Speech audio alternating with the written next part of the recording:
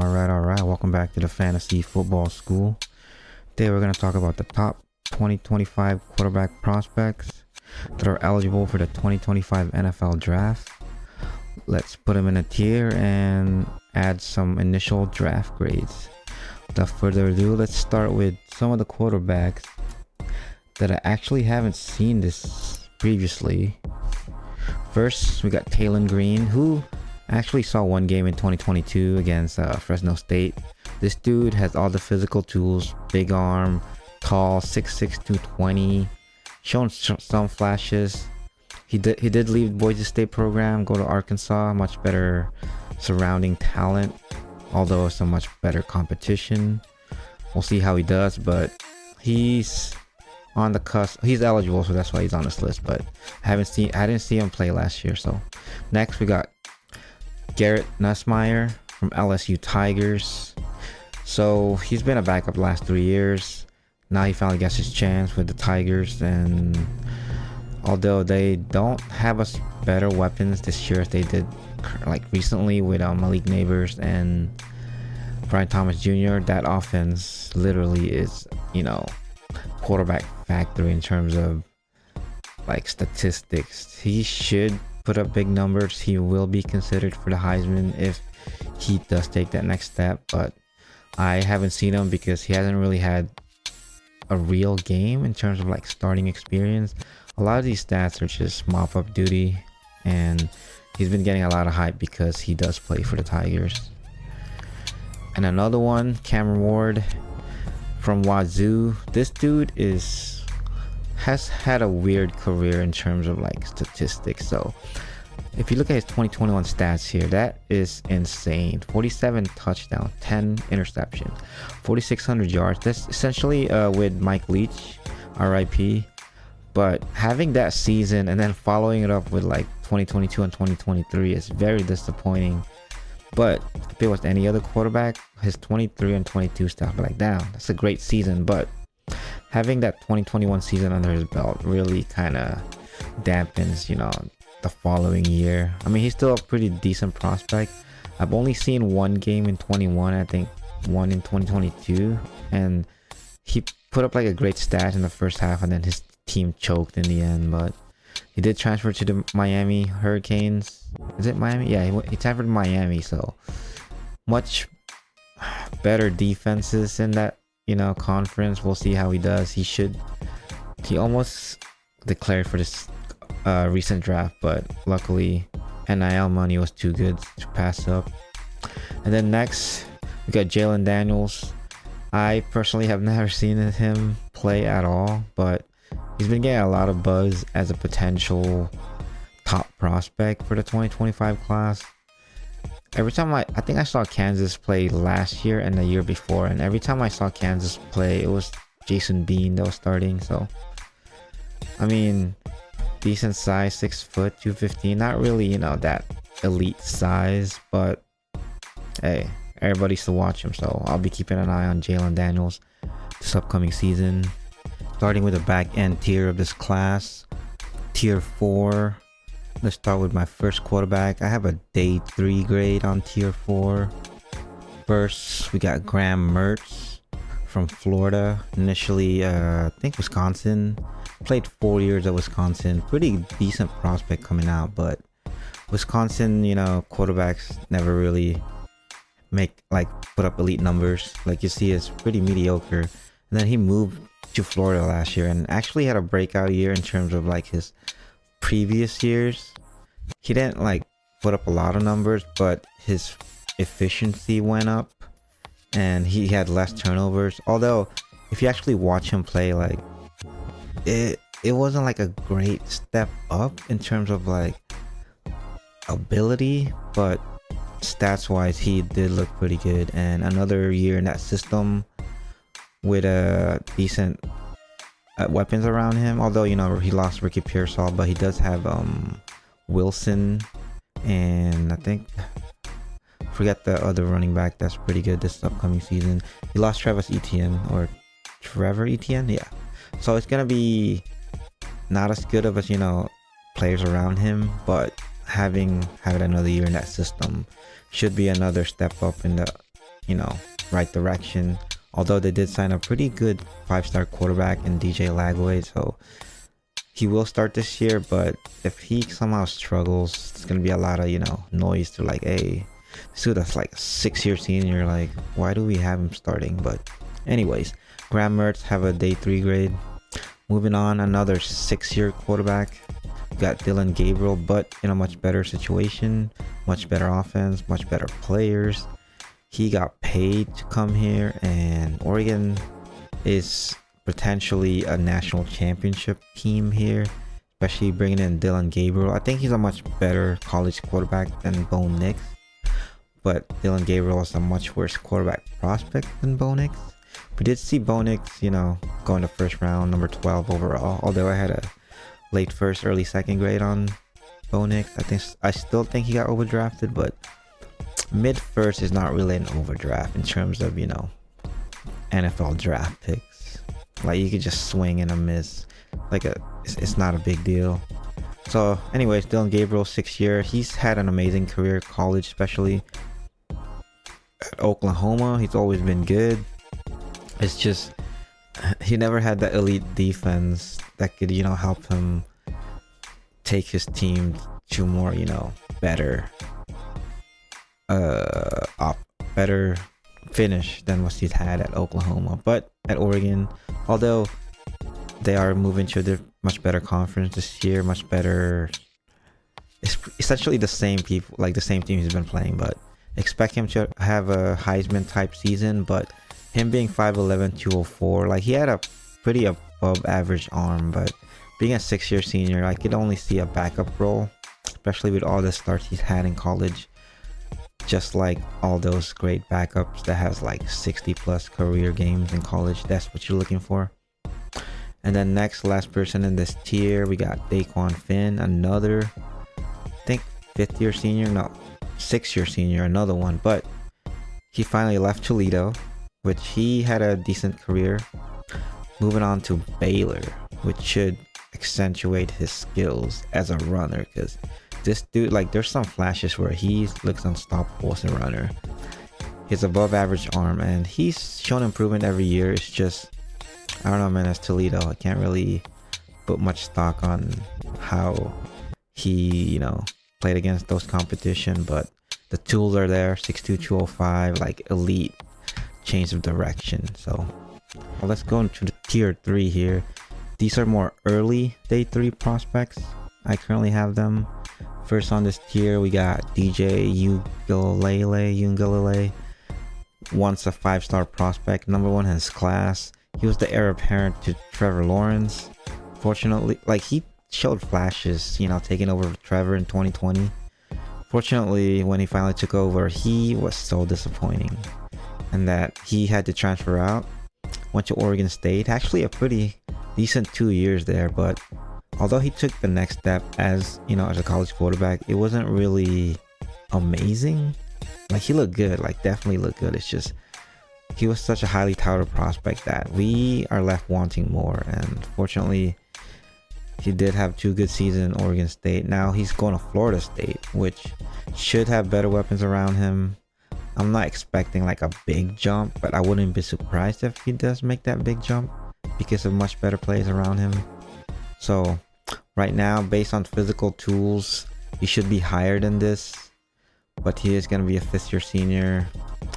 He's probably going to get drafted like maybe day 2, but I currently have an early day 3 grade because he just hasn't hit that peak, if you know what I mean. And then next, we got Will Howard, another 5th-year senior here, going formerly of Kansas State, going to the Ohio State University. Probably the best weapons in the NCAA right now. Like, just everywhere you look, it's just elite weapons on the offensive end. Got 2 elite running backs. He got like the best wide receiver prospect like in the last 5 years, and then another like 3 more 5-star prospects, and he got Emeka Egbuka coming back. So he should be the favorite to win the Heisman this year. So the thing is, at Kansas State, he didn't pass that much, and he wasn't amazing, but he does have the tools to be good. and hopefully they unleash that this year with all the weapons he has at Ohio State. I expect him to put amazing numbers, and if he does accomplish that, he could sneak into day 2. But right now, it's just a lot of projection. I currently have early day 3 grade because of his measurable 6'5", 240, fairly athletic, above average arm, just hasn't had that elite production in college yet to, project to the NFL. And then finally, a true junior here. We got Noah Fafita, breakout, probably the only quarterback here that had a great 2023 season. And you can't really, the only thing negative about him is his size, 5'11", 190, but he is very stocky. And if he can improve from the 2023 season, he could be a day 2 pick. The only problem is my current comp is Bryce Young, more athletic Bryce Young, but less less experience. The Bryce Young, like if we saw him last year at this time, he would have been like a surefire day 2 pick because Bryce Young went first overall. But after the year that Bryce Young has had, everyone's gonna be like, I don't know if I want 5'10", 5'11" quarterback running my team, especially really early. So right now, currently have early day 3. Moving on to tier 2 here. These are day 2 prospects. Round 2, round 3 potential. First on the list, we got Miller Moss from USC. So this is straight up projection here. He had an amazing bowl game, like 372 yards, 6 touchdowns, 1 interception. He's a projected starter. They had a 5-star in Malachi Nelson just transfer out to Boise State, so that pretty much means he should be starting quarterback. They also try to get Will Howard to come to USC, but Will Howard, I think ended up going to Ohio State. So Miller Moss should have a great opportunity to show his talent here, especially pretty great weapons around him, and Zach Branch, who's one of the breakout freshman wide receivers, and then you got Deuce Robinson, who's elite tight end / wide receiver. Dude's like 6'6" and quick and agile. Kind of reminds me of Kyle Pitts, so we'll see how that goes. But being in a Lincoln Riley offense, this dude should produce. If any indication of his bowl game last year, it's gonna be fun to see how he does in a new conference. And we got Connor Weigman, an elite prospect coming out of high school. Fortunately, he got hurt last year. Actually was having a pretty good start of the season, and he got hurt. This is all projection, but if he stays healthy for the whole season, he could be the dark horse QB1 in this class, but hopefully he stays healthy. He did lose a couple weapons in Evan Stewart, and I think I forgot the running back, but right now with the injury history, I'm still firmly on a day 2 prospect here, Connor Wyman. Next, we got Jalen Milroe, who is probably the quarterback here that has the most upside.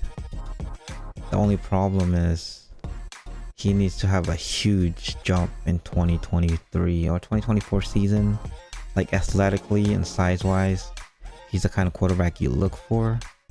But the thing is, his passing skills and processing speeds needs a lot of work. He kind of reminds me of Malik Willis, like a bigger, stronger version of Malik Willis. In terms of quarterback play, he's a little better than Malik Willis, but it's not that much better. So if Malik Willis can get drafted in the 3rd round, I think Jalen Milroe deserves to be drafted in the 2nd round for sure. And then next, we got Riley Leonard, formerly of Duke. He just transferred to Notre Dame. He was having a good season last year. Not good, but he was having a decent season. He had a great, first month of the year, and then unfortunately got hurt, and he missed pretty much most of the year. He should be healthy now and should be the projected starting quarterback for the Notre Dame Fighting Irish. And if he somehow replicates his 2022 season with the Irish, he will be a potential 1st round wide receiver. But right now, with the injury history and like 2 years removed from his decent season, we need another, big season from him to be considered to be a 1st round pick. He does have good size and decent decent arm to be, projected 1st round pick. But until then, we'll see how he does with the Irish.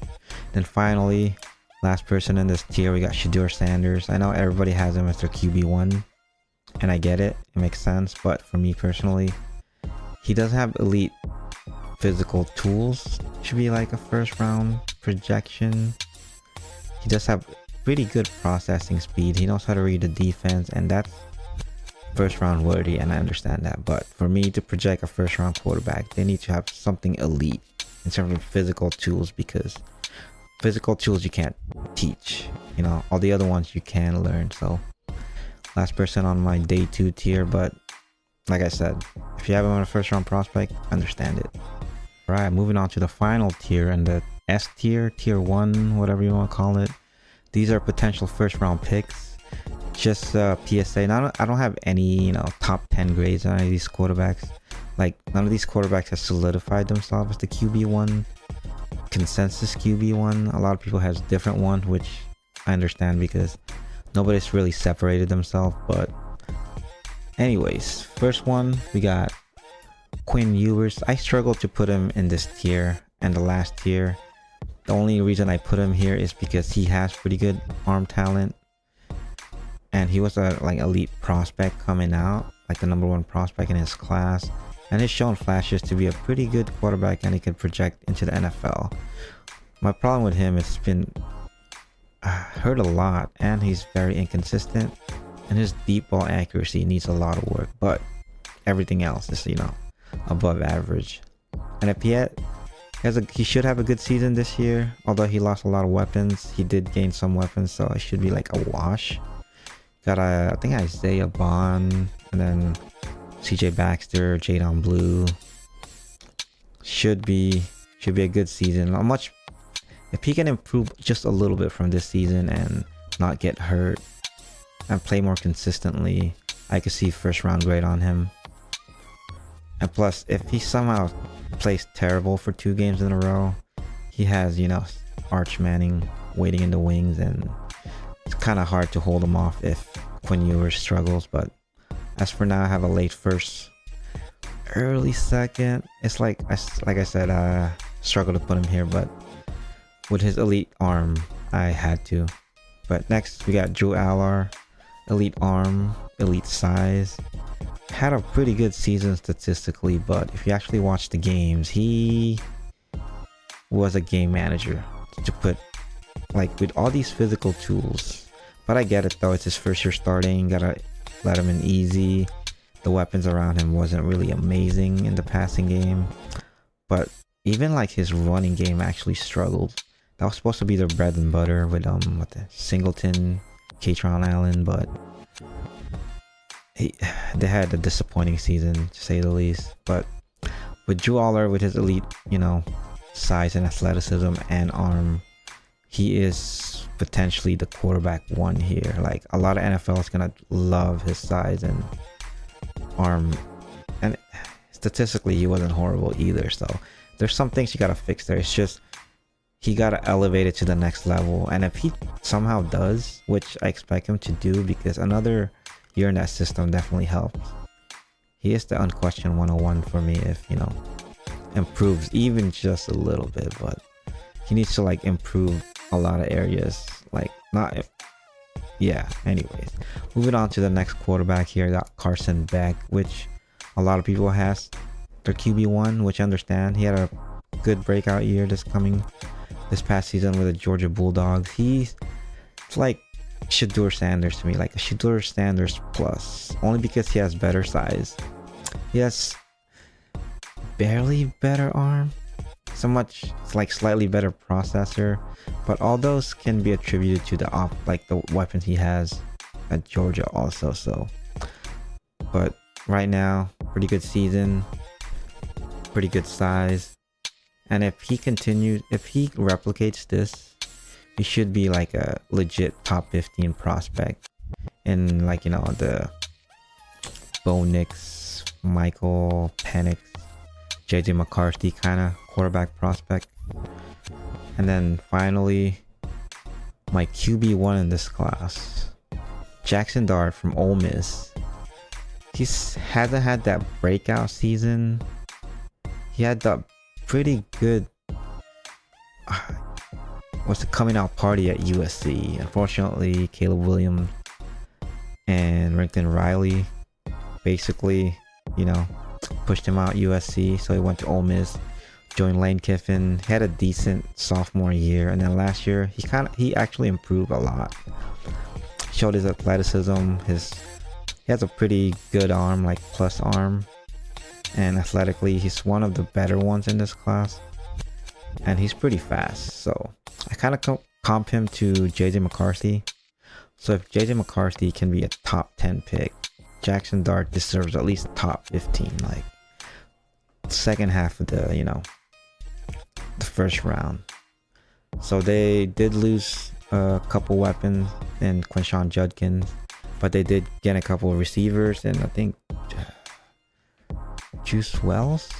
They got Juice Wells from I don't know where, but anyways, they're the favorite to challenge Georgia in that conference. So we'll see how it goes. But if he replicates his 2023 season, like not just replicate, but improve it a little bit and show his athleticism and his quarterbacking and leadership skills with that new team, and somehow go undefeated or challenge for a national championship, he could be the 101 here. Not the 101, but the top quarterback prospects in this class. But right now I have a top 15 grade. Like I can't not solidified as QB1, but he is my favorite to be QB1.